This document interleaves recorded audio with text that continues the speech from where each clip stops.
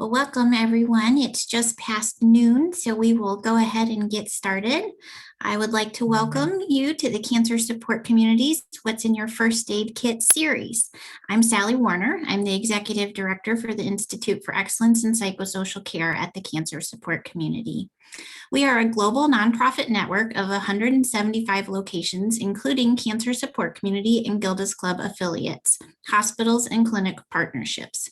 We deliver more than $50 million in free support and navigation services to patients and their family members. We also administer a toll-free helpline and produce award-winning educational and digital resources that reach more than 1 million people each year. We also conduct cutting-edge research on the emotional, psychological, and financial journey of cancer patients, and we advocate at all levels of government for policies to help individuals whose lives have been disrupted by cancer. Our belief is that community is stronger than cancer, and that is what led us to create this 7-session program for oncology professionals. We recognize that you, the cancer care community, are on the front lines of care. The care you provide impacts cancer patients, survivors, and caregivers from the moment of diagnosis and through the end of life. We thank you for your commitment, your passion, and for your very compassionate expertise. It is my pleasure today to introduce our presenter, Eucharia Borden. Eucharia joined CSC in February of 2020. In her role as Senior Director, Health Equity and Clinical Services, she is responsible for ensuring that CSC headquarters, research program policy, and operations integrate relevant components of health equity, inclusion, and social determinants of health across all of our activities. She also works with the leadership of the Institute for Excellence in Psychosocial Care at CSC to inform our affiliate network, including our healthcare partners, on best practices in health equity. In addition to a focus on health equity, she is also responsible for establishing new headquarters programming, as well as ensuring the highest standard of care for people impacted by a cancer diagnosis. Prior to joining CSC, Eucharia worked for nearly 20 years in direct practice with adults living with chronic illness. 12 of those years included patients in acute inpatient and outpatient hospital oncology settings. She holds a clinical social work license in Pennsylvania, where she earned her master's degree in social work from Temple University. She also earned her bachelor's degree in psychology from the University of Maryland, Baltimore County. She is the past president of the Association of Oncology Social Work, AOSW, and is recognized as an AOSW fellow. Welcome, everyone, and I'll turn it over to Eucharia. Thank you so much, Sally. It is so wonderful to be here with all of you today. And let's go ahead and get started. Maybe. There we go. So you heard Sally tell you a little bit about the cancer support community already. Our mission is to ensure that all people impacted by cancer are empowered by knowledge, strengthened by action, and sustained by community. This is me, and today we're going to be talking about system problems and their impact on providers, specifically providers of color. I don't have any disclosures or financial relationships to disclose. And this is just our agenda for today. We're going to start with an overview of racism, what it is, and talk about organizational culture, microaggressions, followed by racial battle fatigue, individual and community self-care, as well as the role of allies. So why are we talking about racism? You know, it's interesting. Yesterday, as I was reviewing some health equity summits that I've attended, I came across an advertisement for an upcoming special presented by another group about the alt-right. And in the previews, which the previews were pretty tough to watch, I have to say, but in the previews, someone was saying that when they hear the word racism, at this point, they're pretty desensitized to it. It doesn't mean anything. And my thought was, what a privilege to have that word not mean something to you, to choose whether it impacts you or means something versus being someone who lives with it or has had experiences with it, regardless of your color. But it was just a different perspective about it. And I thought about it as I was preparing for this presentation today. So I am intentionally starting with an overview of racism, because I do feel that so many times we do hear the word, and I'm not sure that everyone has tangible examples of what it is or what it looks like. And so I want to make sure that we are all understanding. When we think about racism, probably for most of us, there are certain things that come to mind, when in fact, there are levels of racism. And I'm going to cover those briefly. When we talk about institutionalized racism, this can manifest itself in both material conditions as well as access to power. So when we think about material, what we're talking about would be like differential access to things like quality education or sound housing, employment, appropriate or decent medical facilities, just a clean environment. When we're talking about access to power, that's where we look at differential access to information, resources like wealth and organizational infrastructure, which is something that could be lacking in certain institutions. We also talk about voice here, like representation. But then racism can also be personally mediated. And actually, this is probably the area that most of our minds migrate to when we hear the word racism. So, personally mediated racism, this is what you would normally hear defined as like prejudice or discrimination, assumptions about things like abilities and motives and intentions. It can be intentional or unintentional. And these are the kinds of areas where we start to think about what's condoned by societal norms or where structural barriers are being maintained. It can also include things like scapegoating and dehumanization. So, this is what we typically think of. Racism can also be internalized. And this is probably the thing that people experience, but maybe don't talk about as much. Internalized racism would be like the acceptance by members of a stigmatized group, where those negative messages about your own abilities or your intrinsic worth are internalized. And you may believe things about people who look like you, or not believe in yourself in the same way. When I think about this, an example that comes to mind, especially as we think about what we embrace in the dominant culture, would be the use of something like the N word. And we all, I think, would say, oh, no, we should not do that. We shouldn't use that word. But then I've also gotten the question, well, why do some people use that word within a community that it was meant to oppress? And that's where we get into that internalized area, because some people may look at that as reclaiming or taking something back. But there are limits to that as well. And so it's utilizing that within your own group.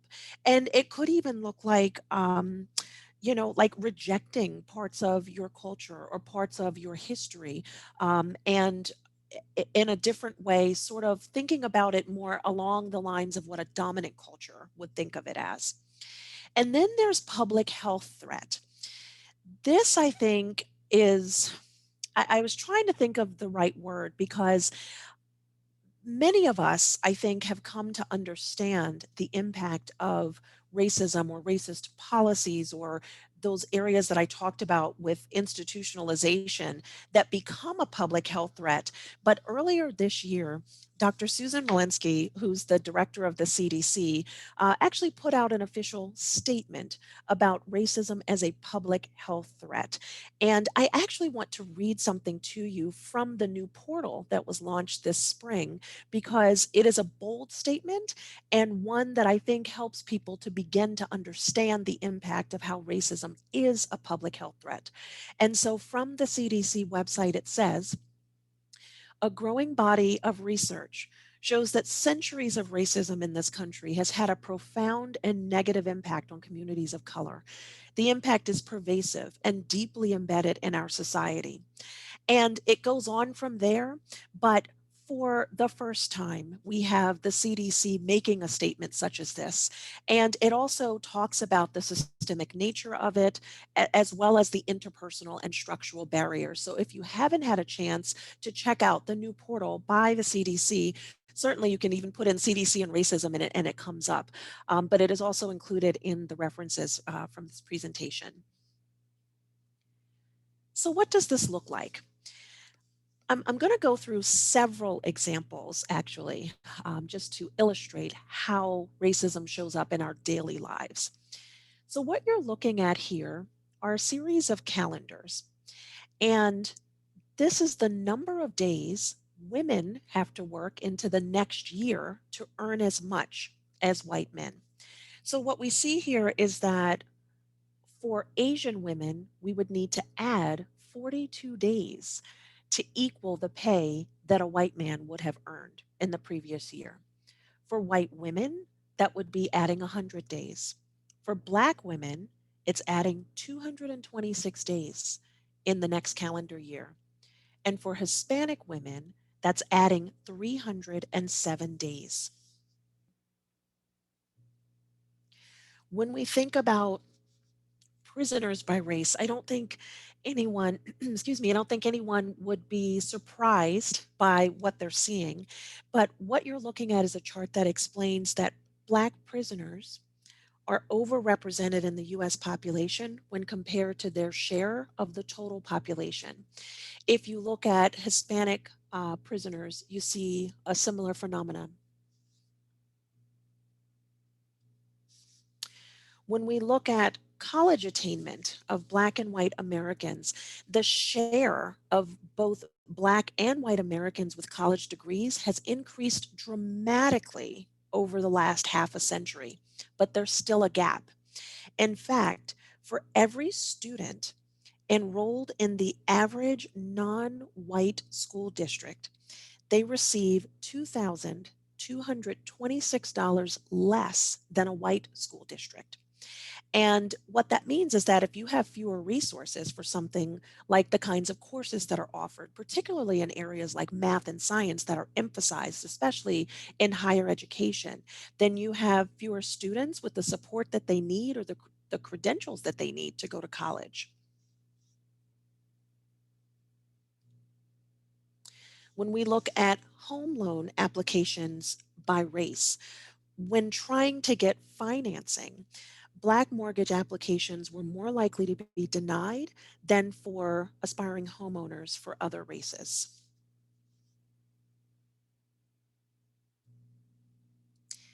There's been a lot in the news about fatal police shootings, not just in the past year, but certainly with increased rate over the past year.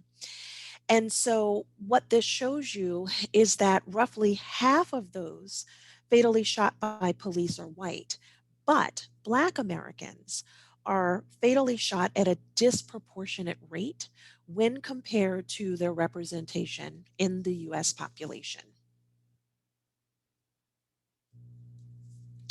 And then there's this information that racism has cost the United States $16 trillion over the past 2 decades. And I remember when this news first broke last year, and I thought, well, what is the breakdown of that? So here's the breakdown, and I'm going to read this carefully so that we all understand how they arrived at this.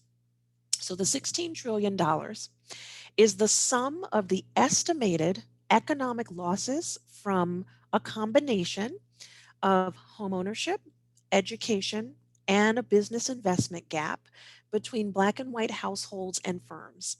The largest share of the $16 trillion would be the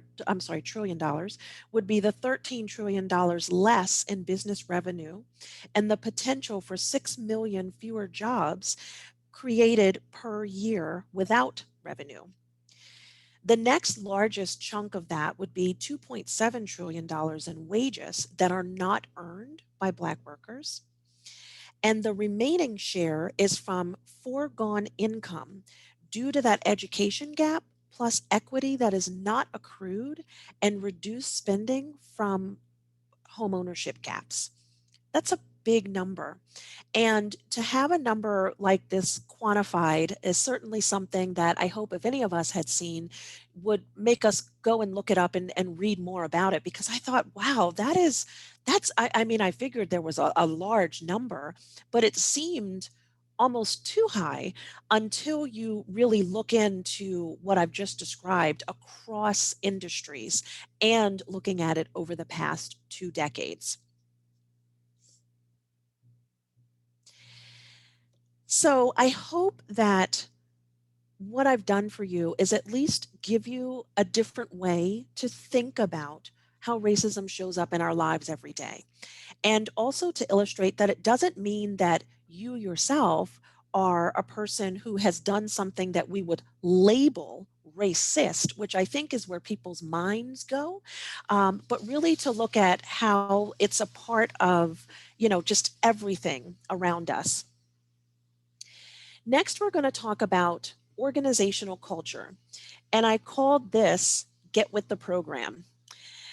When I think about organizational culture, certainly we're all a part of organizations in some way. Some of them formal, some of them maybe not so formal, some of them professional, some of them not professional. But it's the idea of getting with the program that I want to talk to you about. There is a professionalism bias that exists within our cultures. And some of you are now probably thinking, there is? And yes, there is. So when we think about what it means to be professional, certainly there are characteristics that come to mind. A professional person is someone who shows up on time for work. A professional person looks professional, speaks professionally, knows how to treat coworkers. I think there's probably a set of ideas that come to mind when we think about what professional means. But there's another side to this where dominant Western standards are what are being perpetuated in organizations. In fact, the Winters Group calls this white normative culture. And it's where whiteness is institutionalized, and so is Westernness being institutionalized as both normal and superior to other ethnic, racial, regional identities and customs. They're very subtle barriers, which we're going to get into in the next slide, actually, but they're normalized to the extent that when I first began reading about this years ago, it was very eye opening to think about how many parts of my workday or my career are things that I thought were just professional because it's what was valued in the places where I worked. Until I started to dig a little deeper to think, well, if that behavior, for example, is what is considered professional, what about behaviors that are outside of that experience? Let's look at that. So here are some professionalism standards. When these are some of the things that I mentioned before, clothing and hairstyle and speech. Certainly we can all think about how these are professional.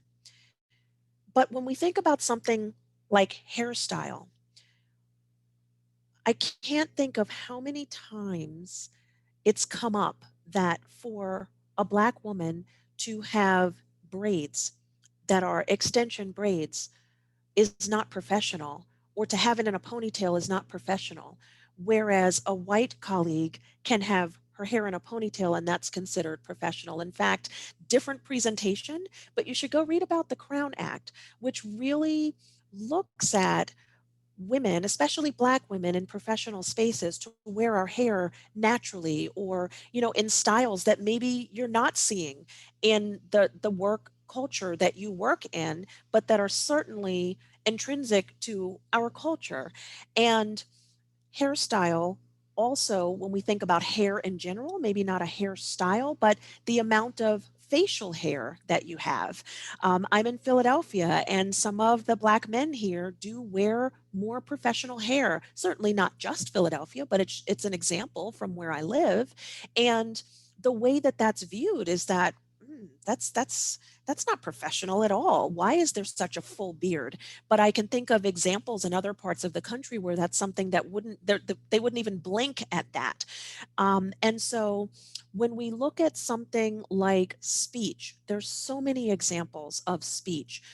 We're talking about whether or not someone has an accent, someone's word choice, the idea that you need to sound American.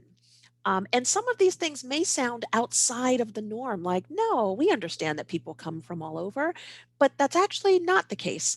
I can think of an example from a hospital system where I worked, and I actually had a patient give me a call, and she was concerned just by reading the name of the doctor that was going to be treating her cancer, because she said, I don't know. I have an appointment with this doctor, and based on the name, I just have to ask, does she have a strong accent? Like a thick accent? Because I've had other doctors who do, and I just don't want to sound, like that.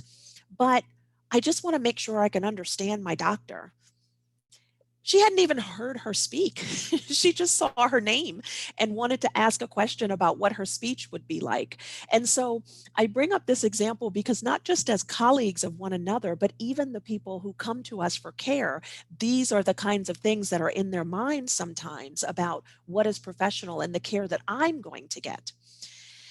And when we talk about something like scrutiny, scrutiny is a very, very interesting topic. In fact, there's a lot of research on scrutiny and who is scrutinized more than others. And employees of color, in particular, Black employees, are monitored more closely. And that shows up in a variety of ways. It could be scrutinizing the work that you're doing, scrutinizing your behaviors at work, scrutinizing many different aspects of your work day. But I can think of personal examples where I and a colleague may have the same kinds of questions or the same kinds of thoughts, but for me to express those things, it's met with, I don't know about that, versus, oh, that's a really good idea. I've never thought about that before. And when these situations happen, I can only speak personally. I don't know that it shows up for anyone else in the room, but I can tell you when those things show up for you, they don't feel good. When you're like, but wait a minute, didn't I just say that or allude to that? And that's the different reaction. But okay, it's just sort of passed off. Um, when we think about binary thinking, um, speaking of thinking, binary thinking is a problem all around, not just when we talk about communities of color, but when we talk about any diverse communities. In general, binary thinking, the biggest problem is that it leaves out curiosity, curiosity about just other people or just anything else around you, to say that it's either got to be this thing or this thing. It's on this end of the continuum or that end of the continuum. And it doesn't acknowledge the gray that we all live with every single day. All of us, no matter what we look like, we all live in the gray. But even with that, the binary thoughts that people have show up in ways that I don't even think people are aware of sometimes, because there are major blind spots here. And you usually can sense that binary thinking when you hear it in someone's speech. I had a colleague express to me recently that, when I walk into a room and I have a wedding band on, people immediately assume that my partner is opposite sex from me. And that's not the case. And that's not comfortable for me to have to say, actually, or to even have to think about whether or not I have to, make a correction there. Do I feel like making a correction there? And so binary thinking is definitely part of the professionalism standard. in some cases. Perfectionism. Ooh, there's a lot we could say about perfectionism. The main point about it is that it leaves little room for mistakes. And I don't think perfectionism is something that is specific to any particular community, but it is something that is inherent in an organizational culture. And some people learn really well from their mistakes. It's part of the process. But in some environments, making mistakes is just, it happens because we're human, but it's something that's frowned upon or looked down on. When we think about work style, this is where we get into quantity over quality. And I've definitely been witness to several examples in various work settings where someone is taking the time to make sure that the product or the project or whatever it is they're working on is a quality product, but it's being scrutinized because this is not as much as we thought it would be. I thought you would have more of this done by now. It's having this much versus this much that has better quality. And definitely there are timelines, there are deadlines, all of those things are true, but it's understanding someone's process to bring forth the quality work, which, if given an opportunity, is actually something that is favored in the organizational culture.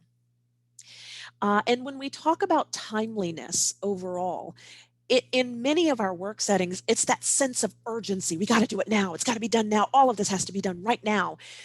But believe it or not, there are cultures for which urgency is not what is valued. And when coming into an environment where that is what is valued, then that person's work itself could be looked at very differently. Or the person can be judged to say, I don't know, they just never really seem to have that sense of urgency to get anything done.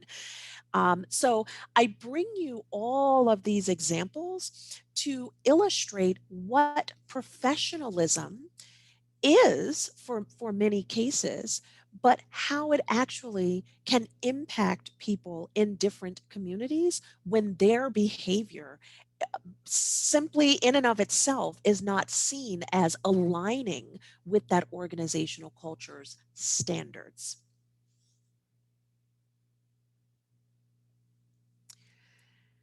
Next, we're going to talk about microaggressions. And I include this here, again, something that I don't think you are unfamiliar with, but I include it because I want to make sure we understand what they really are. And to do that, I'm going to play a short video. For people who still don't think that microaggressions are a problem, Oh, you're so well spoken. just imagine instead of being a stupid comment, a microaggression is a mosquito bite. Ugh, it's a compliment. Mosquito bites and their itch are one of nature's most annoying features. But if you're only bitten every once in a while, No, where are you really from? Cleveland? sure, it's annoying, but it's not that big a deal. The problem is that some people get bitten by mosquitoes a lot more than other people. I mean, a lot more. Whether it's on a date, Oh, your English is so good. Excuse me? going grocery shopping, You know, everything happens for a reason. I'm just buying apples. commuting to work, So when are you gonna have a baby? watching TV, We have to keep the Redskins name. It's part of our culture and history. or just walking down the street with your partner. I couldn't even tell you were gay. Mosquitoes seem to pop up everywhere. Do you know John? Give me shopping advice. I love Cher too. And getting bit by mosquitoes every day, Can I touch your hair? multiple times a day, So pretty. Can Can I touch your it, hair, please? I want to touch. Can I please? is annoying. And makes you want to go ballistic on those mosquitoes, which seems like a huge overreaction to people who only get bit every once in a while. It's just a mosquito bite. Who cares? Just another angry black woman. Of course, beyond just being annoying, some mosquitoes carry truly threatening diseases that can mess up your life for years. Astrophysics? Maybe you should try this challenging major. Ow, my dreams. And other mosquitoes carry strains that can even kill you. He looked like he was up to trouble, okay? I felt threatened. So next time you think someone's overreacting, just remember, Some people experience mosquito bites all the time. You're all so exotic. Wow. And by mosquito bites, we mean microaggressions.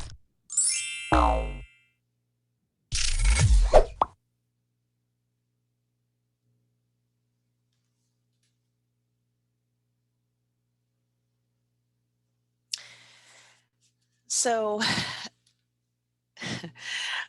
it's funny every time I see that, I pay attention to a different part of it, and I can't even tell you how many of those I have personally heard, even from very well-meaning colleagues. And I think about the times where I've had to have conversation with people to explain that, like, you might not want to say that.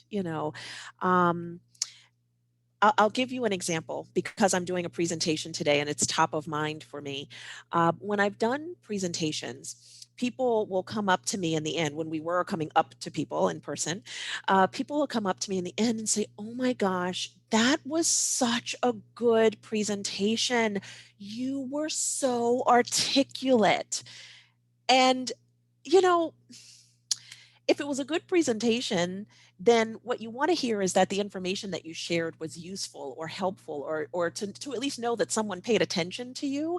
But to say to someone, "You were so articulate," especially to a woman of color, essentially what that means is, "Oh my gosh, you were able to deliver the presentation, like you were able to actually do it and say the words and say them correctly and sound professional."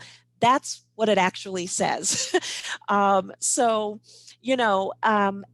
when I have brought it up, it's been met with, "Oh my gosh, that is not what I meant.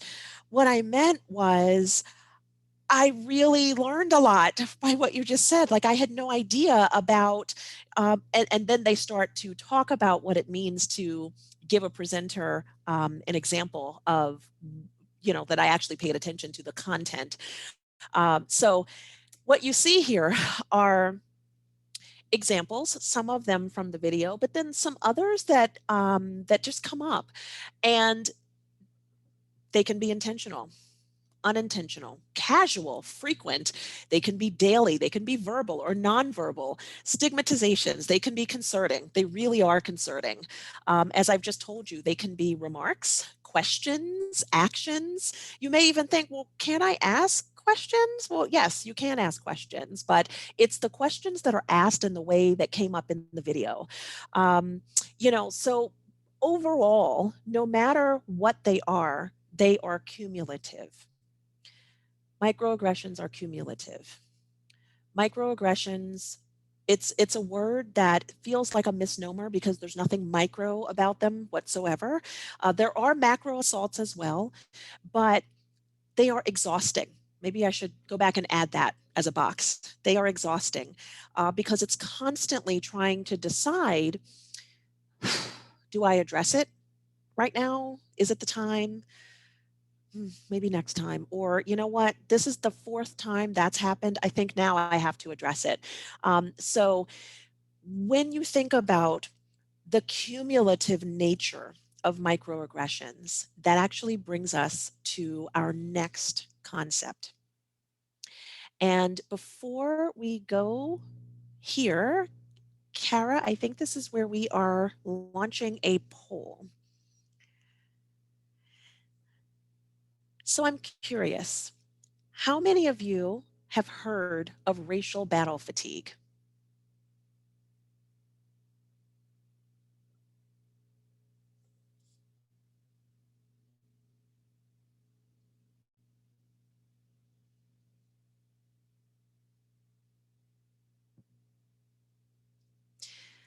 So we're about half and half.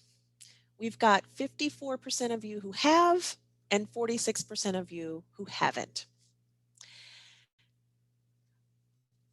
What we've done so far, we've talked about things like racism. We've talked about professionalism standards. We've talked about microaggressions.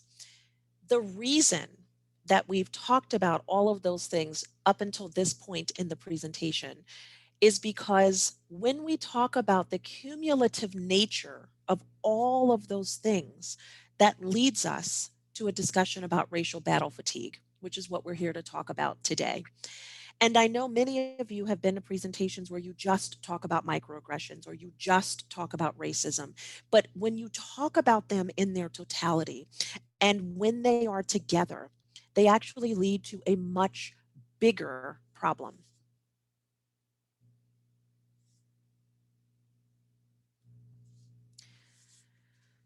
So racial battle fatigue is a term that was coined in 2003 by Professor William A. Smith to describe the psychological stress responses from being being a member of a racially oppressed group in society, but specifically on historically white college campuses.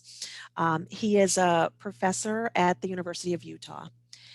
And racial battle fatigue is the psychophysiological symptoms that people of color experience when living in and navigating historically white spaces. It is the cumulative psychosocial and physiological impact of those racial micro and macroaggressions on racially marginalized targets. The thing that really resonates is that it is toxic and persistent. Toxic and persistent. Like, think about that. Because when something is toxic, the last thing that we want, any of us, no matter what it is for that to be persistent. But it's the result of those toxic and persistent racialized microaggressions and the negative impacts on marginalized and oppressed people. And it can be experienced at individual and group levels.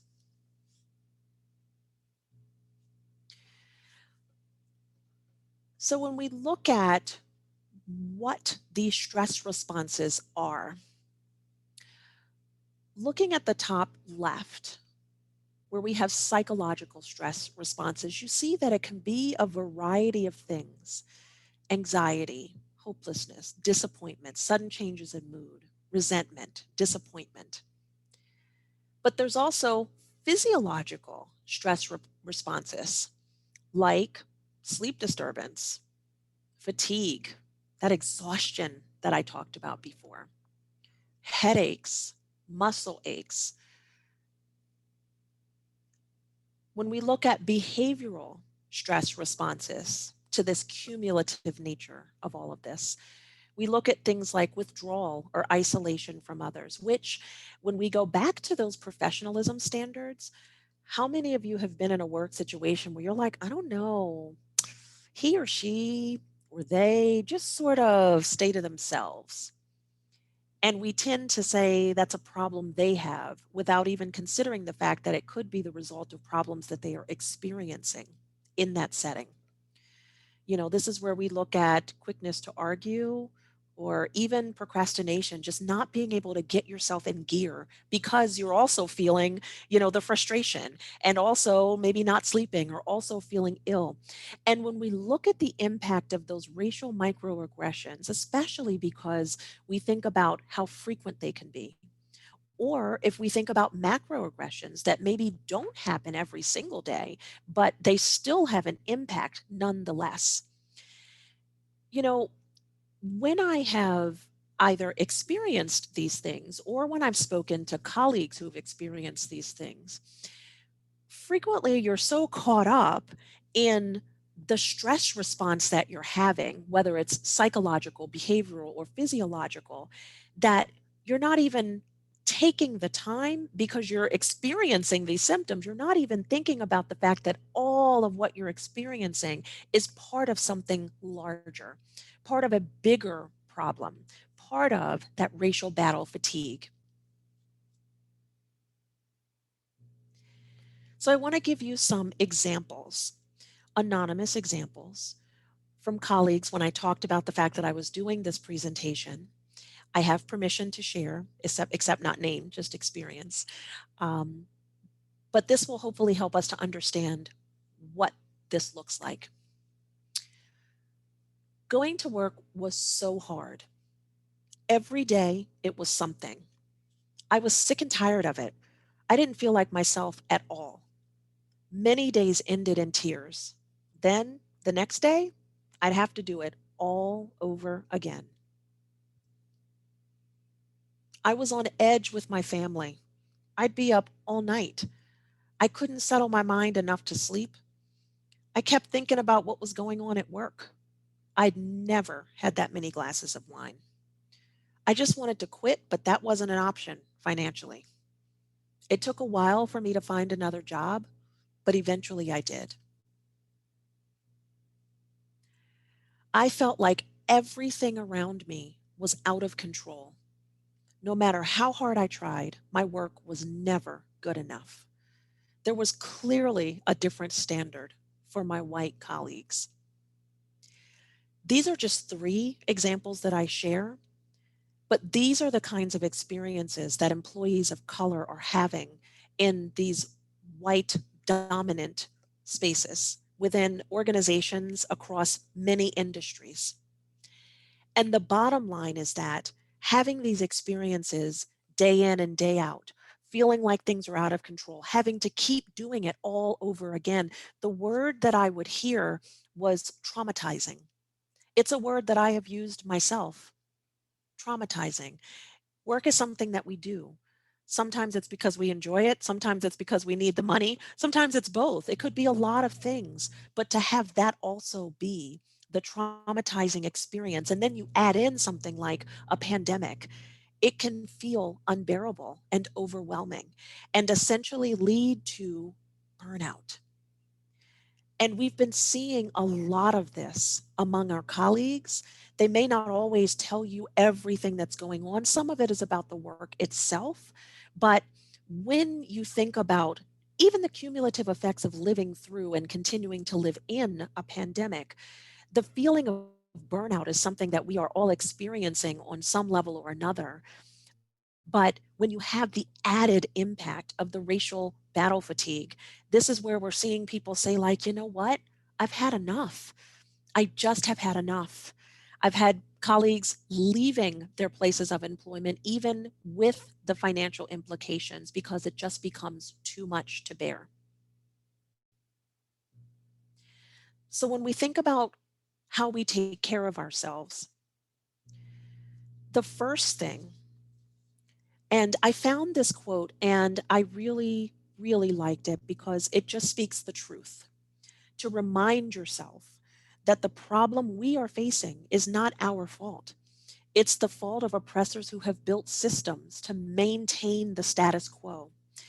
In this, remind yourself that your anger, fear, sadness, and etc. are justified emotions. And it's that part about the justified emotions that can be the hardest to grapple with, because sometimes you're not made to feel that they're justified because it's part of that organizational culture. Again, you're a cog in that wheel or feeling like you're a cog in that wheel, but they are absolutely justified emotions. Another quote: it's important to recognize the signs that you have started to experience so that you can cope effectively. I love this picture because for many of us, there are often signs. We see the sign, but how many times have you seen a sign, but you don't see it at the same time? You know it's there. You know it's a sign of something, but you don't even know what it's a sign of. It just doesn't feel good. And until you start to really break down the parts of it and really look at it, then you can begin to think about how to cope or how to even deal with it. So there are many things that are recommended when one is experiencing racial battle fatigue. And it might seem odd to say community self-care. How can a community take care of itself? When in fact, there are some community level self-care activities. Unplugging or disconnecting from people and places that make you feel fatigued, that is recommended, but when it is your place of employment, that is something that is very hard to do. It's hard to unplug or disconnect from work when you have to do work every day. So sometimes what that looks like is disconnecting from work by connecting with others at work. In a non-virtual environment, what it would look like for I and my colleagues would be like, you know what, can you just meet me in the cafeteria? It's like sending out an SOS just to go and, get some water and sit for a moment, or having a walk around the campus at that time. So there are ways that you can unplug or disconnect even at work. Building and connecting with community is something that is getting a little easier, I guess, as people are emerging. But one of the things that's happened for people, especially since so many people have been working, electronically or virtually, is that we've had to do so much on the computer, and a lot of the connecting was taking place virtually, that the fatigue from that may have been a barrier to building and connecting with community also virtually. So, but slowly, I'm beginning to see people continue the ways that they were building and connecting with community even before the pandemic. So this could look like picking up the phone and calling someone, letting someone know what's going on with you. Caring for your body. We are often, as human beings, the first people that we take things out on, all of us. And we don't even recognize it, so it could mean, I'm not saying that someone has to go and like start an entirely new exercise regimen, but it could mean that I'm not, eating as frequently as I should, or that I'm not eating nutritiously, or that I'm just not taking care to rest when I need the rest. Participating in relaxing activities, finding safe spaces is one of the most important things that someone can do. And a space can be loosely defined, as we've learned throughout this last 16 months or so. Seeking support and asking for help, that's hard to do. That's really, really hard to do, especially when you are experiencing the kinds of things that I'm talking about. But I've had conversations with people where it's like, I just had to say something. I just had to say something to someone, whether I was saying that or someone was saying that to me. So even if you're not saying the words, I need help, seeking support can just mean opening yourself up to have a conversation with someone about what you're experiencing. The last year or so has certainly, we've seen no shortage of social justice causes. And this can be a great outlet to channel some of that energy, or to rechannel that energy into other bigger causes than oneself. And building resourcefulness can really mean a lot of different things. It could mean reading more. It could mean experiencing new things. I've had colleagues, all kinds of colleagues, all kinds of diverse communities, building resourcefulness in some really unique and creative ways. Finally, we're going to talk about something that I have been getting a question about a lot, which is, what can I do? And here are some things that you can do. If you are a white ally, and an ally being that person or persons who is in your workspace, because we're talking about workspaces in particular, who is present for colleagues of color or colleagues from diverse communities to disrupt some of that oppressive behavior, to disrupt microaggressions. But there are many things that you can do, like break the silence, speak up. If I am in meetings and other work situations where I am noticing those microaggressions, then I know that you are as well. That means speaking up, taking responsibility, make that privilege visible, interrupt racism. A really good colleague of mine talks about a situation where a patient was in a waiting room and the things that were coming out of this other person's mouth were despicable. And it was important for her in that moment to interrupt, literally interrupt, and manage the behavior. Speaking truth to power and speaking your power for truth. Sort of two sides of the same coin. It's standing up for what's right, but also using your own power to debunk the lies and hold other people accountable. One of the most exhausting things is to be an employee of color in a room by yourself, essentially, when no one around you is holding each other accountable. Hold each other accountable. It matters. Work collaboratively with people of color. Ask the questions. This is what showed up for me. How did that show up for you? And do your own work. Work through that, whatever it is that you're feeling. It could be the shame, it could be guilt, but working through it from a place of self-love. The things that are happening are not inherently your fault, but if you're present, then what can I do in this particular situation?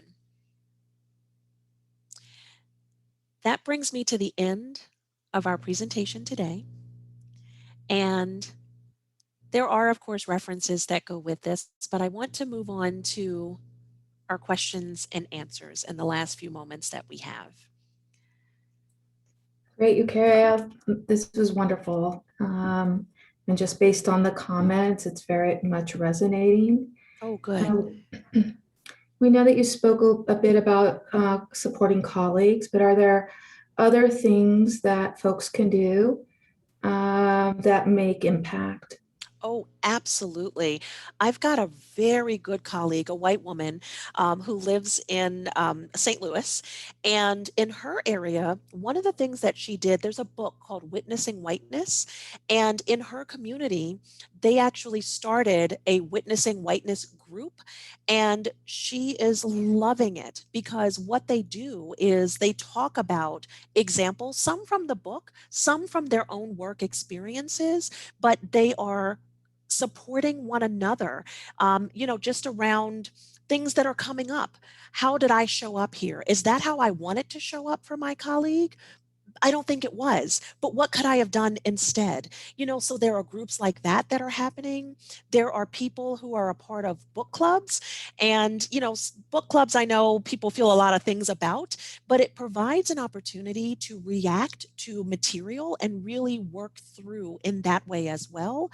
There are conversations that are taking place outside of something formal. Sometimes it's one-on-one, but there's a lot that you can do. And I think this is a space where you can be really, really creative.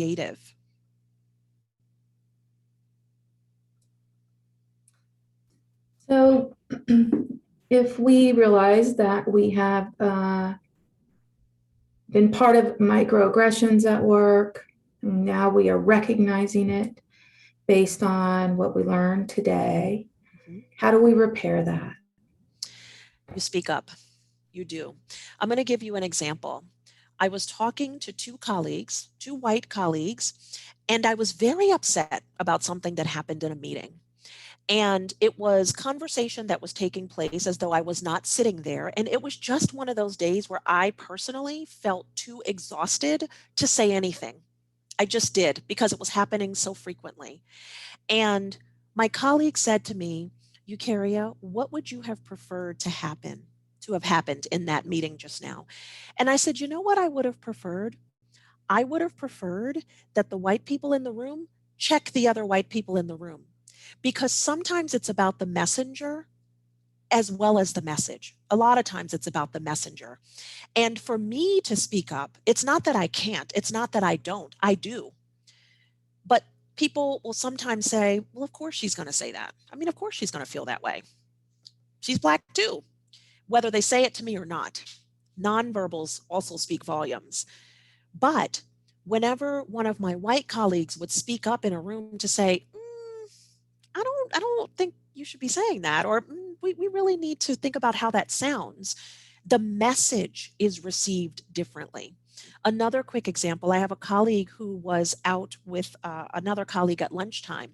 And as they were talking in a store, she said something, and the colleague said, I don't know if you realize this, but what you just said is actually a stereotype about that group of people.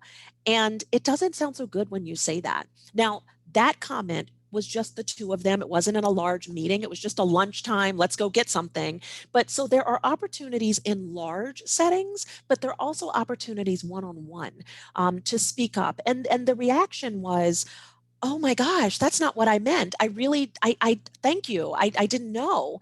And it allowed them to have a conversation. So I would say, do your own research about the types of responses that are comfortable for you, because I think you also want to operate within your comfort zone. However, there are some things that are going to take you outside of your comfort zone sometimes too. And whenever you're in that place feeling like, oh, I know I need to say something, but I don't feel so comfortable right now, I would encourage you to think about how uncomfortable the person feels in the room who was just the target of that particular microaggression. Do you have any tips for our audience who may have heard from the workplace that they can't talk about race at work? Yes, that is, boy, I wish we had a whole lot more time for this one. Yes, in fact, there are ways that we can talk about it. I think when people in a work culture who hear, oh, they're talking about race, what we really need to do is operationalize that for our work setting. So whenever we're talking about, let's say, Black cancer patients, what are we actually talking about? What does that mean? So when we think about the fact that cancer disproportionately affects certain communities, how can we have a conversation about race that focuses on outcomes, that focuses on the data? Because I think when we talk about race at work, people sometimes think we're just going to have this like conversation where we're going to start this blame game and we're just going to, point fingers. But when we really start to look at it, why does race matter in this particular situation? What we notice is that our Black women in my particular cancer center are not coming in for their mammograms. So what are those social determinants of health, for example, that are barriers in this particular zip code where we live? So really thinking about how we operationalize race for the populations that we serve would be one example. Wonderful. Well, Kara, that concludes our questions. Eucharia, thank you so much. Kara, I'm going to invite you to come on and Yes, tell everyone about next steps. great. Eucharia, again, thank you so much just for your vulnerability. I so much appreciate what you've said today, and I know that I will be thinking about it for a long time to come. And again, thank you to all of the folks in our audience today. I hope that, those of color, that you were able to hear your voice in Eucharia's, and for the rest of us allies, I hope we got some great strategies from her. So this concludes our workshop series, and thank you all for being here, and we will have another iteration of the series in the fall, so please stay tuned for more details on that. And again, Eucharia, thank you for being with us. Thank you for having me. Have a good day, everyone. Bye all. Thank you.